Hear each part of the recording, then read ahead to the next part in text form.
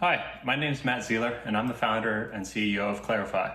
Today, we're going to talk about how we redesigned our model inferencing system using NVIDIA's Triton toolkit. The big challenge we're trying to solve here is how to serve thousands of models from thousands of users all at the same time without using too much resources in terms of GPU computation. A little bit of background about Clarifai. I founded the company at the end of 2013 after finishing my PhD on exactly what we started offering, AI for understanding computer vision. And we've scaled tremendously over the years to now over 80 employees across 4 offices across the globe and a research team with over 140,000 citations. And we've been backed from day one by great investors such as NVIDIA themselves, Google, Qualcomm, and our Series A was led by Union Square Ventures and Series B led by Menlo Ventures. And just recently, we were acknowledged as a leader in this space of computer vision platforms by Forrester. And so over the years, as we've been scaling up our platform to serve traffic from all of our users, we ran into this issue of how to actually properly balance it across a whole cluster of GPU resources and do this fairly across users and in a dynamic way. And this is an added challenge in that our platform runs wherever our customers need it to run. We have fully hosted versions in AWS, GCP, and Azure, as well as bare metal. So when we were considering this problem of load balancing significant numbers of models, we knew we had to come up with a solution that was portable. To give you a sense of some of these models, these are some examples here on the screen of our pre-built models provided by Clarifai. But it doesn't stop there in the tens of models we have available that are pre-built because our customers can train custom models on our platform. And this is where the number of possible models really explodes. We do this because we know that developers on our platform are going to build very unique use cases that we would never know about. And we want to enable them to do so by building the best possible AI platform to build those models on top of. But the big challenge is now that there's thousands of active models, how do we keep up with that incoming load? It's a challenge because there's new models all the time. There's also models that were built that are rarely used. So we don't want them using up resources. We also have to handle different model sizes in terms of the number of weights they use, the amount of computation they take up, and different types of input types and output types. Some are classification models, some are detection models, some are segmentation models.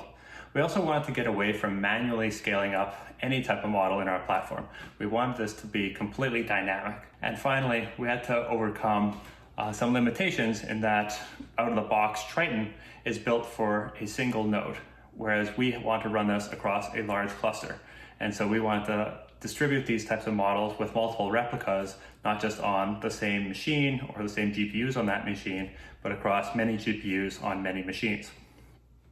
On this figure, you're seeing a plot on the top of actual real-world traffic going to different models that are plotted as different lines in different colors. And you're seeing here on the y-axis is image per second, on the x-axis is time. And all of a sudden we get a major spike. And this is very typical. We often get different types of traffic patterns coming into our API, from constant volumes to sinusoidal traffic patterns, because different times of day have different activity of our end users, of our customers. But often we get these unannounced sawtooth type of patterns like this, or step functions. And those are the most difficult to handle. But as you can see on the bottom plot, our Triton orchestration system with all the Triton servers being orchestrated automatically handles this. So it recognizes a change in traffic. The number of instances of each model automatically increase. And very importantly, if this traffic goes away afterwards, it'll decrease the number of model instances all the way down to 0.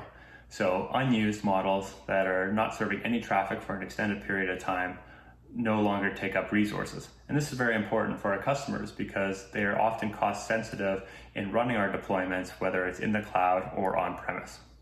So to handle this and to execute on that previous slide, we had to design some way of orchestrating many different nodes worth of GPUs that are each running Triton.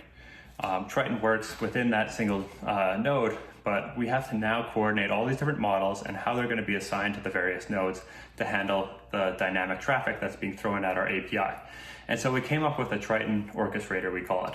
And this basically looks at the incoming traffic and ensures that we react to dynamic conditions in real time to make sure that models are appropriately distributed. They have enough replicas, they have enough GPU resources to handle the incoming requests.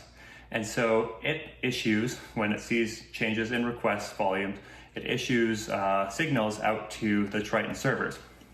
Now, each Triton server consists of two different pods within it. They have two different containers within each pod.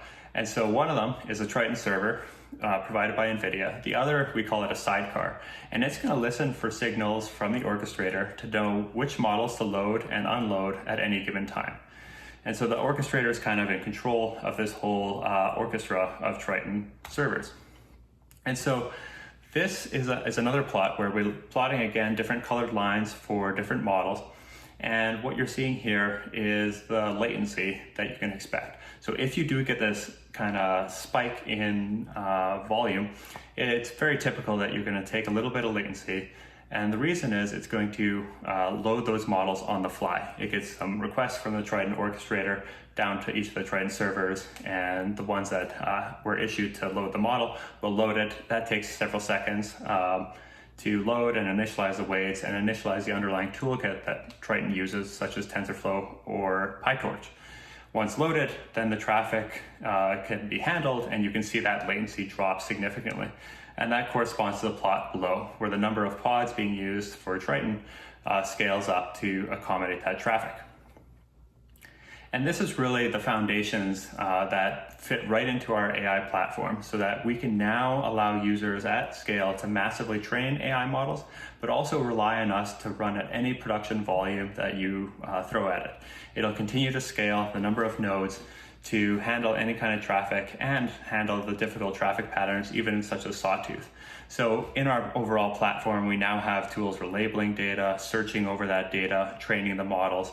And at this last stage, the deployment stage, this is where we're really inserting the Triton inference servers and Triton orchestrator to handle this heavy duty deployment and prediction at any volume you might need. And this is a huge benefit to our customers as well in terms of the amount of resource usage, since we can scale down the number of model instances all the way down to 0 and scale up only when necessary.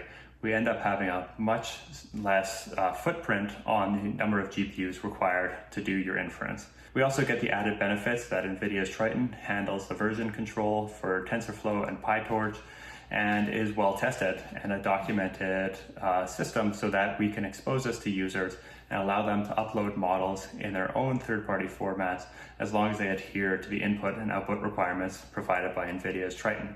Thank you very much. Happy to answer any questions.